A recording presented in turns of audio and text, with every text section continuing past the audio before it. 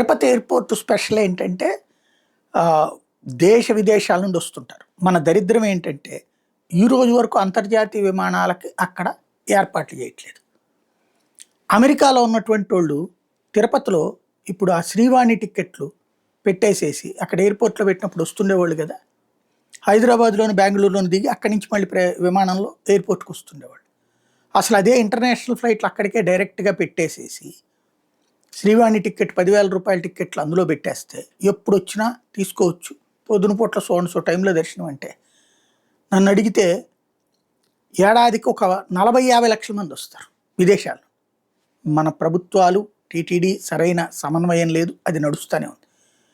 ఇప్పుడు ఏదో 60 సీట్ల విమానాలు ఇదివరకు ఎక్కువ వచ్చాయి. ఈ లోకల్‌గా ఉన్నటువంటిది బెంగుళూరు నుంచినా, లేకపోతే విజయవాడ నుంచినా, వైజాగ్ నుంచినా ఇట్లా. ఇప్పుడు ఈ 200 అంటే ఇంటర్నేషనల్‌కి వాడేటటువంటియి ఇక్కడ బిగిన్ చేసి ఆ తర్వాత హైదరాబాద్‌లోను మళ్ళీ ఇంటర్నేషనల్ ఫ్లైట్‌గా మారేవి ఉంటాయి కదా! అవి ఇప్పుడు ఎక్కువగా వాడుతున్నారు. దాంతో ప్రయాణికుల సంఖ్య ఎక్కువగా అవుతోంది.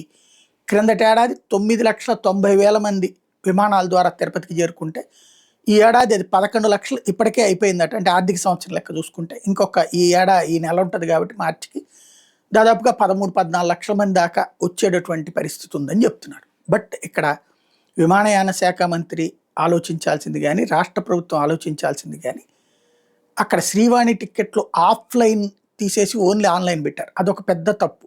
భక్తుడు దర్శనం చేసుకోవడానికి నోటికొచ్చిన ముద్దని తీసేశారు. చివరికి మళ్ళీ రాజకీయ నేతల మీద రికమెండేషన్ల మీద ఆధారపడి కర్మ సృష్టించారు. అది తగ్గించుకోవాలా.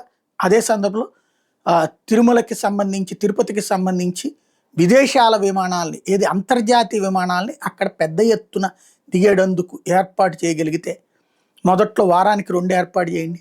వారానికి ఒకటే ఏర్పాటు చేయండి. లేకపోతే అమెరికా నుంచి ఒకటి, దుబాయ్, కువైట్ అట్నుంచి ఒకటి అట్లాగా. ఆ తర్వాత క్రమక్రమంగా మార్పు వస్తుంది.